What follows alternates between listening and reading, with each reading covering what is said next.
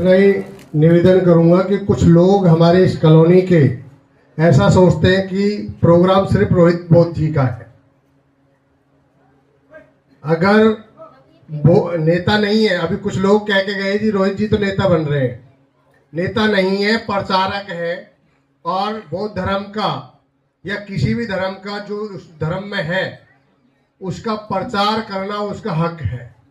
और रोहित बोध जी भी प्रचार कर रहे हैं, हम सब प्रचार में लगे हुए हैं, तो हमारा अपने धर्म का प्रचार करना कोई गुनाह नहीं है।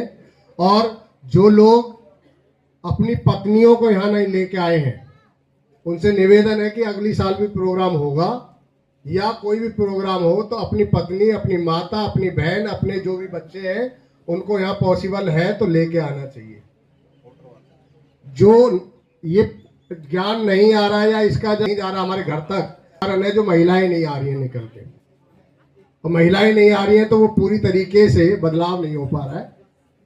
तो सबसे हाथ जोड़ के निवेदन यही है कि अगली बार जब भी आपको कहीं मौका मिले इस तरीके के प्रोग्राम में जाने का तो खुद और महिलाएं साथ दोनों मिल के चले, क्योंकि भगवान बोध जी ने और बाबा साहब ने भी कि लेके चले, महिला हो या पुरुष हो। बहुत बहुत धन्यवाद। साधु साधु साधु साधु।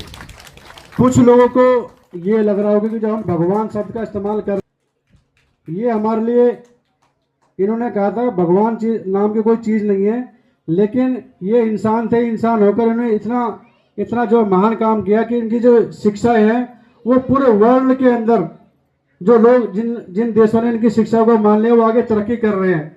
भगवान का अर्थ होता है कि जिसने अपनी सारी इच्छाओं को भगन कर दिया। इन्होंने अपना घर त्याग दिया, जंगल में गए, इन्होंने जो है मेडिटेशन किया, ज्ञान प्राप्त किया, इन्होंने जीवन की जितनी भी सांसारिक जो चीजें थी सबको त्याग दिया। इसीलिए इनको भगवान कहा जाता है।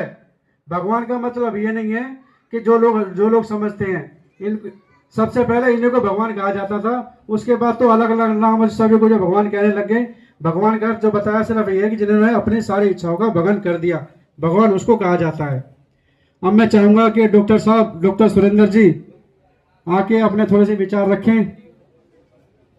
ये हमारे डॉक्टर साहब हैं, इन्होंने PhD कंप्लीट करी है, अभी जो है दिल्ली